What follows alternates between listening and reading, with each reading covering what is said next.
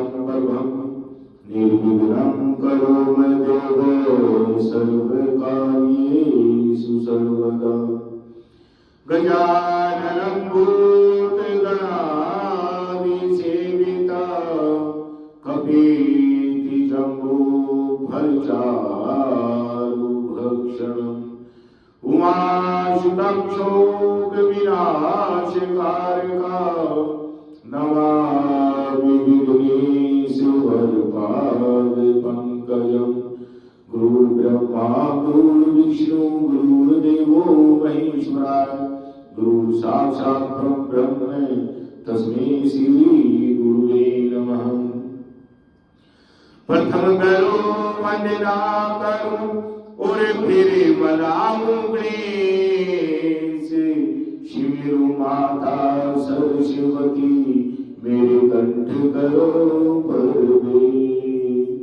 श्रीमन्नारायण नारायण नारायण श्रीमन्नारायण नारायण नारायण श्रीमन्नारायण नारायण नारायण श्रीमन्नारायण नारायण नारायण लक्ष्मी नारायण नारायण नारायण लक्ष्मी नारायण नारायण नारायण। बोले विष्णु भगवान की जय, कार्तिक महात्म की जय, गंगे मैया की जय, तुलसी माता की जय हो। किया कार्तिक व्रत प्रथम वो प्राणी था कौन। मुनिवर मुझे बताए दो श्रवण करूं रहमो। 19वां अध्याय कि कार्तिक में सबसे पहला व्रत किसने किया था यह पूछ रहे हैं। पृथु बोले कि हे ब्राह्मण, आपने तुलसी का महत्व और व्रत का इतिहास मुझसे कहा सो मैंने सुना। अब कार्तिक व्रत करने वाले पुरुष का फल और महत्व कहो। ये व्रत पहले किसने किया ये वर्णन कीजिए। तब नारद जी बोले कि सह्याचल पर्वत पर कबीरपुर में धर्म को जानने वाला धर्मदत्त नाम का ब्राह्मण था। बोले विष्णु भगवान की जय। वह सदा विष्णु का व्रत और पूजन करके द्वादशास्त्र मंत्र जपा करता था और अतिथि सत्कार करता था। एक समय कार्तिक मास में एक पहर रात्रि रहने पर हरि के जागरण को भगवान के मंदिर में गया।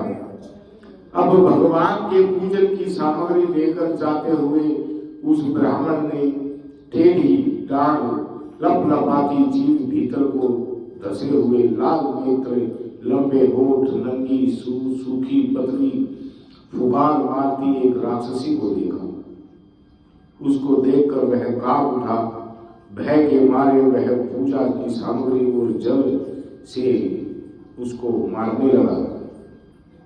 भगवान का स्मरण करते हुए तुलसी के जल से जो उसको मारा सो उसके पाप नष्ट हो गए। अब धर्मदत्त ब्राह्मण ना मंदिर में गया और वहां पर जो है एक राक्षसी मिल गई। ये पूजा का सामान ले रखा था तो उसी में तुलसी मिश्रित जल जब उस पर छिड़का तो उसके पाप नष्ट हो गए। वह ब्राह्मण को दंडवत कर बोली कि मैं पूर्व कर्म फल से इस दशा को प्राप्त हुई हूं। हे विप्रवर, अब उत्तम गति को कैसे प्राप्त हूं। नारद जी बोले कि विनती करती हुई उस कलहा को देखकर और अति विस्मित होकर धर्मदत्त ब्राह्मण बोला कि किस कर्म फल से तेरी यह दशा हुई है। वह सब हमसे विस्तार पूर्वक कही।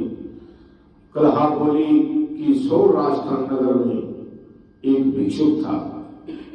सौराष्ट्र सोमनाथम, जहाँ सोमनाथ है तो वो सौराष्ट्र बोलते उसको। तो सौराष्ट्र में नगर में एक भिक्षुक था। उसकी स्त्री कलहा नामक अति कठोर स्वभाव वाली मैं हूँ। मैंने अपने स्वामी का कभी कल्याण नहीं विचारा और न कभी मीठे पदार्थ दिए। मैं उन्हें धोखा देती रही। मुझको हमेशा कलह ही प्यारा रहता था। ये जानकर पति ने दूसरे विवाह का विचार किया। इस पर मैंने उसको विष खिला दिया। यम के दूत मुझे बांध कर ले गए।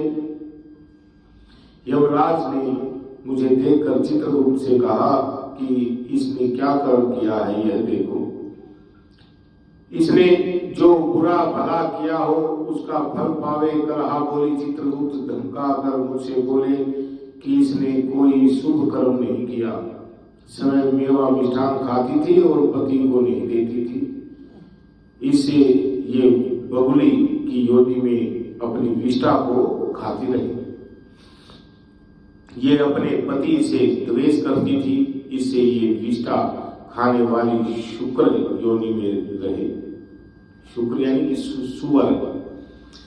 यह सदा पाक पात्र पटला आदि में भोजन करती थी। अपने बच्चों को खाने वाली बिल्ली हो। बिल्ली अपने बच्चों को खा लेती है ना। इसने अपने पति के ऊपर विष खाकर आत्मघात किया है। सो यह अति निंदित प्रेत योनि में रहे। अब कलहा बोली कि सो मैं 500 वर्ष तक मार बाढ़ में प्रेत योनि में अपने कर्म से नित्य भूख प्यास से दुखित रही। भूख प्यास से पीड़ित वेशों के हृदय में प्रविष्ट होकर मैं दक्षिण दिशा में कृष्णा और त्रिवेणी नदियों के संगम पर आई। जब मैं नदी के तीर पर पहुंची तब उनके शरीर के शिव और विष्णु के गणों ने मुझको दूर कर दिया।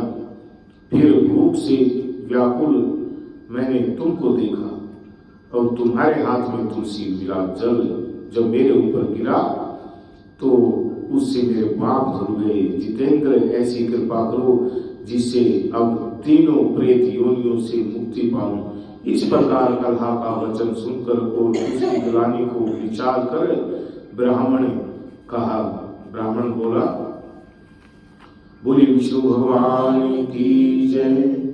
श्री कृष्ण गोविंद हरे मुरारी हे नाथ नारायण वासुदेव